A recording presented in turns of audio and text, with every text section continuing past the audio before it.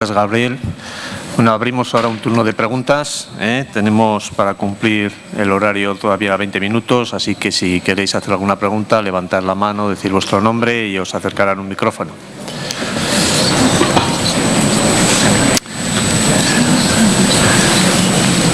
Aquí, Chía.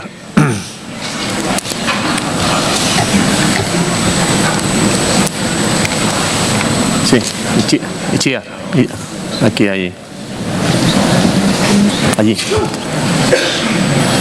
Allí tienes una Itziar.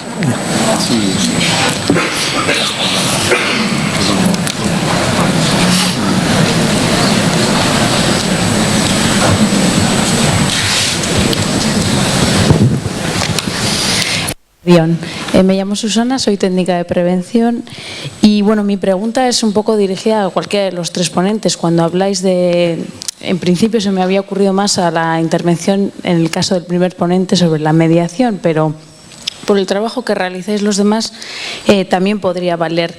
De cara al compromiso, y si existe ese compromiso con la empresa, cuando vais a realizar un trabajo de este tipo, ¿cómo solicitáis ese compromiso de la empresa de que luego esas medidas preventivas que vais a sugerir, a implementar, y que luego el seguimiento que se va a hacer de ella con los indicadores de evaluación, que me imagino que determinaréis, ese compromiso, ¿cómo lo trabajáis de cara con la empresa? Si estáis encontrando problemas, si hay empresas que quieren admitir ese compromiso o que no. Y en el caso concreto de la mediación, ese mismo compromiso, al ser dos partes, ¿no?, que participan en el proceso, entiendo que la parte solicitante no tiene ningún problema, pero ¿cómo trabajáis ese compromiso para que la otra parte quiera participar en el proceso?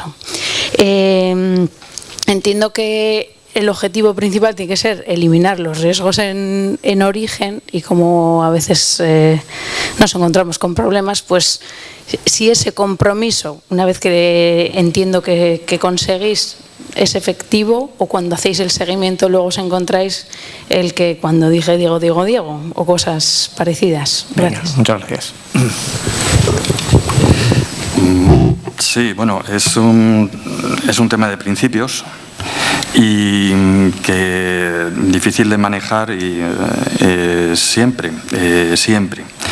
En principio la respuesta sería lo que comentaba antes, que es poner a las partes frente al problema. El mediador, pues lo que tratará es de dibujar una buena hipótesis y dibujar suficientes opciones de salud positivas para que se acerquen ambas partes y la construyan ellos. Antes comentaba que una baja de 12 meses no tienes muchas opciones para mejorar un ambiente. Más bien deberías de buscar otra cosa. La mediación lo que nos proporciona es, como comentábamos, es devolver la capacidad de decisión y sobre todo devolver la capacidad de derecho a salud, tanto de una de las partes, que normalmente lo que tenemos es una parte débil, que suele ser el trabajador, y una parte de derecho a la salud del que tiene la responsabilidad de hacerla. En principio, en un buen diálogo, en un buen manejo, deberían de llegarse a buenas soluciones, y si no se llegan también es una respuesta, porque no se puede. Bueno, lo que nos proporciona ese concepto de intermediación es precisamente vigilar el proceso. Una parte del trabajo es legitimar, en función, como os comentaba antes, desde la ley, pues legitimar que la acción en ese proceso sea la adecuada. Sí hay dificultades. Pues porque, bueno, son obvias. Últimamente tenemos menos, también porque los casos que nos llegan, pues cada vez las partes van encontrando esa propia respuesta. Es decir, son muy pragmáticas y muy útiles. Cuando hemos intervenido buscando una mejora en la prevención, pues tiene que ser sobre lo que hay, fundamentalmente pues mejorar habilidades, etcétera, etcétera. Los seguimientos que hacemos pues son bajitos, les cuesta todavía arrancar, sobre todo porque no se tiene una percepción de edad. No se tiene una percepción de rendimiento. Esto es terrible, Y aquí se ha mencionado esta mañana respecto a costes y costos, y muy bajito, lo cual sorprende, porque sorprende totalmente. No hay una buena valoración de rendimiento. No sé si Carmen y Gabriel quieren decir alguna. Bueno, a ver, nosotros compromiso sí que lo tenemos instaurado a nivel de contrato, y cogiendo muchas veces modelos de algún cuestionario donde ya incluye un contrato en el cual forma todas las fases del estudio, cómo se va a llevar a cabo, la generación de grupos de trabajo, la puesta en marcha de medidas preventivas.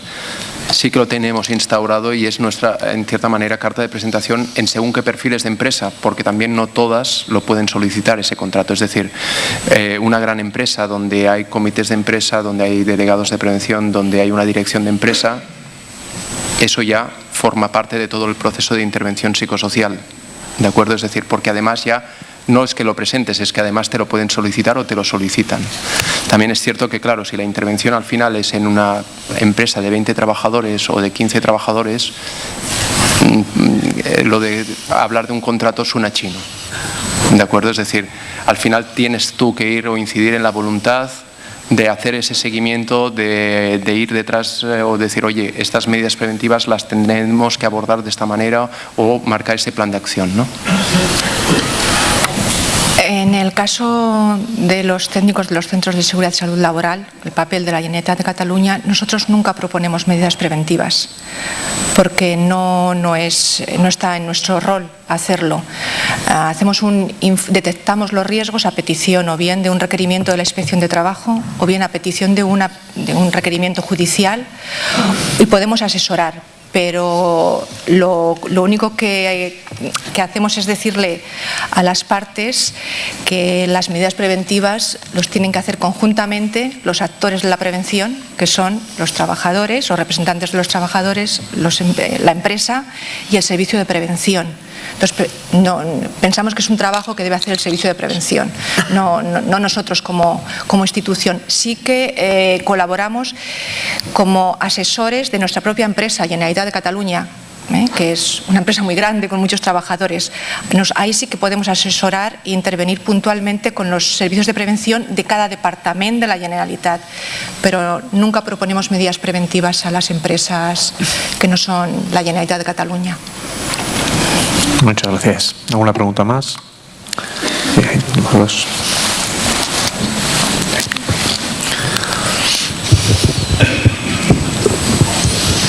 Hola, Egunon. Soy responsable del Gabinete de Salud Laboral del SBU Euskadi. Simplemente comentar un poquito que me he quedado un poco sorprendido en el tema, pues va más que nada al señor Gabriel, el tema de que hay sectores emergentes que solicitan paso a leer solo dos parrafitos. Tal y como establece el artículo 14 de la Ley de Prevención de Riesgos Laborales, modificada por la Ley 54/2003, en cumplimiento del deber de protección, el empresario deberá garantizar la seguridad y salud de los trabajadores a su servicio, en todos los aspectos relacionados con el trabajo. Por tanto, la prevención de riesgos laborales tiene que tener una visión global que complete no solo los factores de riesgo de seguridad, higiénicos, ergonómicos y de interdependencia.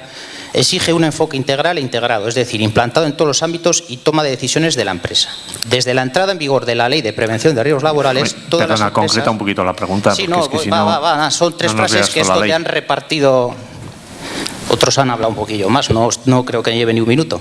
Están obligadas a proteger la salud de los trabajadores, entendiendo la salud como estado completo de bienestar físico, mental y social, cosas que todos sabemos los que estamos aquí. Para asegurar esta protección se debe de realizar una evaluación de riesgos de todos y cada uno de los puestos de trabajo de las empresas para prevenir accidentes y enfermedades profesionales donde se incluyan los riesgos psicosociales. Me parece un poco chocante, me imagino que a usted también, que se solicite por empresas eso cuando es obligatorio. Lo que pasa que no entiendo, desde los servicios de prevención ajenos también tienen parte de culpa cuando facturan aparte la evaluación de riesgos psicosociales, cuando debería estar integrada dentro de la evaluación de riesgos que solicitan las empresas, los planes de prevención, el asesoramiento y todo lo que se ha estado hablando durante esta mañana que tienen los diferentes organismos, tanto públicos como privados. Era simplemente hacer ese comentario.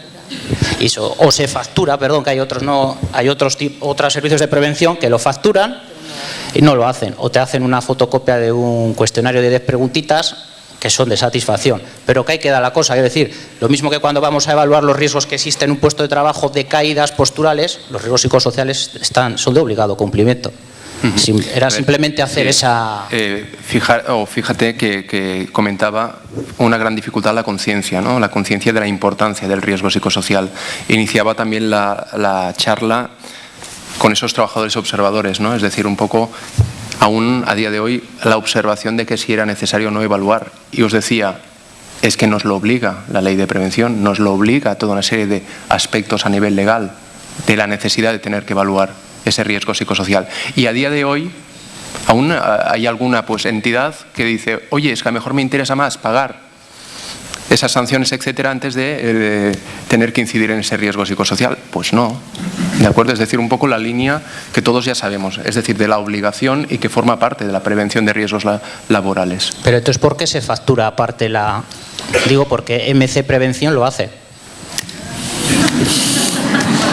Y Previn no lo factura aparte, lo incluye, pero no las hace, o hace fotocopias, quiero decir.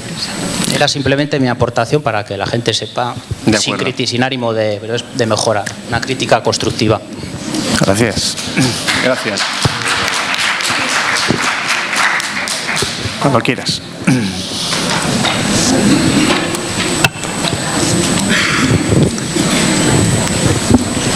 Sí, ahora.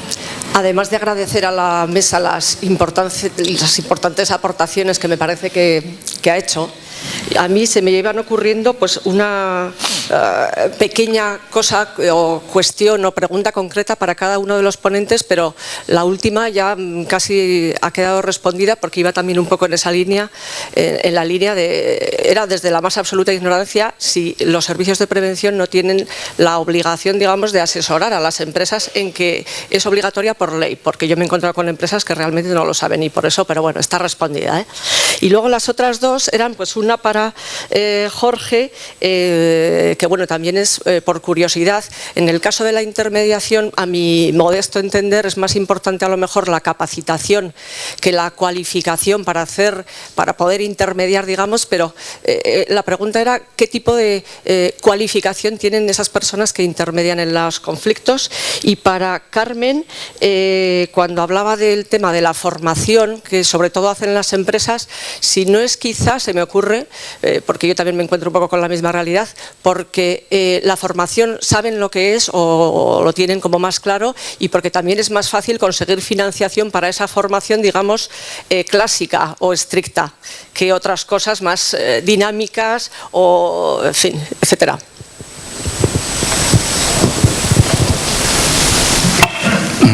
Bueno, la propuesta es intermediar, mediar. Más o menos yo creo que muy breve se veía cuál era la diferencia, y verla como proceso o como herramienta, es decir, como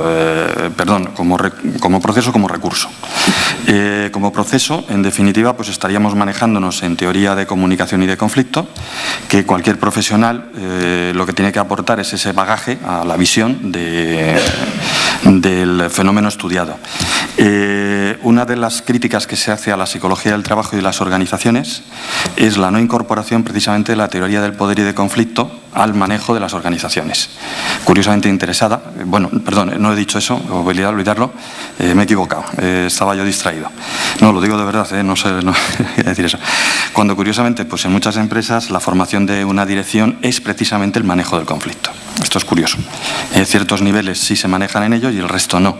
Yo me pregunto de qué materia concretamente estudian. Más en concreto, como proceso, pues podríamos ir por ahí, es decir, tendríamos no solamente el buen gusto y el interés, sino también la obligación profesional del que la haga como proceso. Entonces, bueno, pues en principio, pues no sé, como recurso. Como recurso, pues en este momento en España está acreditada la mediación familiar, la mayoría de las autonómicas, todas tienen un recurso, y la mercantil y civil en todo el Estado. Esto es todavía, bueno, pues está en debate qué es lo que ha pasado con ella y qué es lo que va a pasar. Y está también en debate cuáles van a ser pues, los códigos, tanto deontológicos como los temarios y el acceso a esa forma de mediar. En el caso de lo laboral tendríamos dos visiones, lo que sería negociación colectiva y contractual y mediaciones como la que proponemos nosotros aquí, que la recomendación pues es en principio bueno, pues que se forme a las personas conforme a la realidad que se vaya a hacer. Por ejemplo, si como comentaba antes la compañera, que me parece que iba un poco por ahí el asunto, dices vamos a ver compromiso y tal, y yo me voy a mover en un asesoramiento a una empresa, pues hombre, si eso se hace desde una entidad, la recomendación es que se acrediten pues con cualquier titulación de maestría, expertía que hay en muchas universidades en este momento en España, y que tienen módulos concretos de mediación de tipo organizacional, que es como la llaman. Esta sería brevemente la respuesta. Puedo ampliarla después.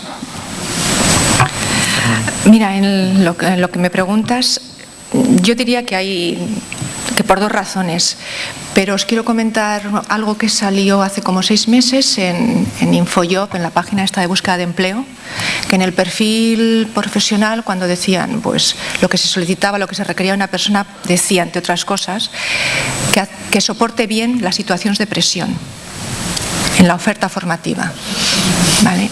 Digo, perdón, en la oferta del puesto de trabajo. Creo que con esto te estoy respondiendo en parte la pregunta. Hay empresas que todavía consideran que el riesgo psicosocial o el estrés es un problema de la persona y que si te forman con un curso de soportar mejor, de responder mejor, de cómo afrontar el estrés, pues se está eliminando el problema. Las medidas de formación siempre son medidas de acompañamiento. En cualquiera de los aspectos, incluida en seguridad, tú le puedes enseñar a un trabajador a ponerse a usar un EPI, pero lo primero que tienes que hacer es poner una red. El EPI es algo individual, la protección colectiva es prioritaria, lo dice la ley. En el tema psicosocial es lo mismo, hay que tratarlos, ya lo ha comentado la compañía de la agencia, hay que tratarlos con el mismo rigor que se tratan otros riesgos y hay que ir al origen, que además luego pues está muy bien y seguramente la gente estará muy contenta y te lo agradecerá, pero no consiste en que la gente aguantemos más, consiste en hacer el trabajo bien, estar satisfechos, ser felices, produciremos más y estaremos más involucrados en la organización. Yo creo que las empresas tienen que empezar a entender eso. La crisis está un poco retrocediéndonos en muchos aspectos que hemos ganado, pero no hay que olvidarlo y hay que repetirlo. Gracias, Carmen. Bueno, una última pregunta. Allí atrás tienes uno, ya por la hora, todos tenemos ya ganas de comer. Buenos días, mi nombre es Santi Acera, soy técnico de prevención. Quería preguntar a Carmen Ladona y Gabriel Pérez, que han citado este aspecto. Habéis hablado de evaluaciones de riesgos psicosociales, cuantitativas, cualitativas. Quería preguntaros cómo se resuelve un poco la contradicción o el problema que hay. El empresario tiene obligación de evaluar las condiciones de trabajo, entre ellas están los factores psicosociales, y ha citado Gabriel, recuerdo que en métodos de evaluación, pues la participación del trabajador es voluntaria. Todos los métodos promueven eso, la voluntariedad de la participación. Sin embargo, el empresario tiene esa obligación de evaluar ese riesgo. Nos ha dicho también Carmen cómo es imprescindible la percepción del trabajador para evaluar los factores psicosociales.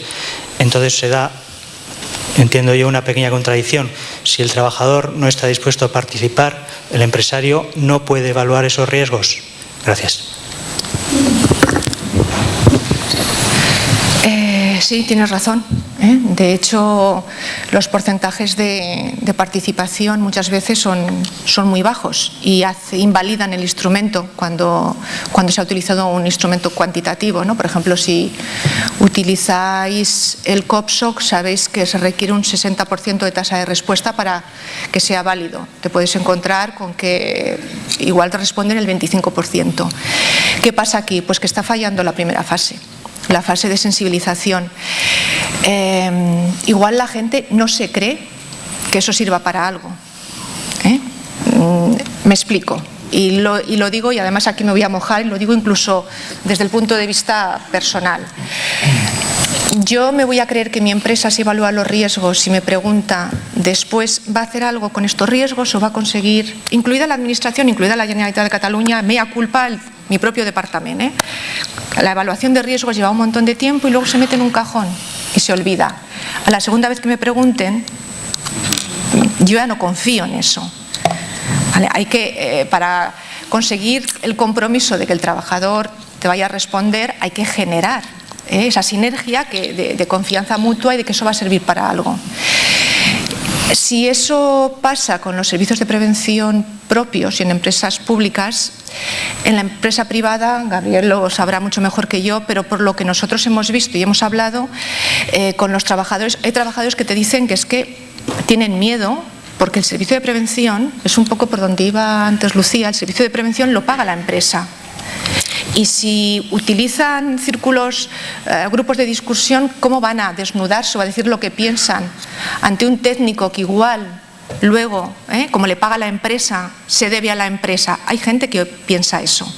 ¿Cómo se resuelve? Pues igual que en el caso anterior, hay que generar confianza, hay que sensibilizar y hay que adquirir el compromiso de que esa evaluación va a servir para algo. Si la vas a guardar en un cajón, sinceramente, no hagáis la evaluación de riesgos.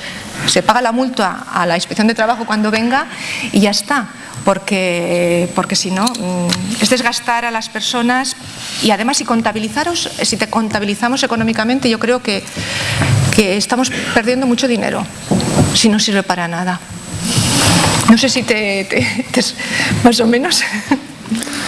A ver, completamente de acuerdo con lo que decía Carmen, ¿no? Es decir, nuestra gran tarea es informar, sensibilizar y sobre todo pues darle la tranquilidad al trabajador de que lo que va a participar y lo que se va a expresar y lo que va a decir, ahí está, y nosotros vamos a trasladar siempre garantizando confidencialidad y anonimato y nunca identificando a nadie.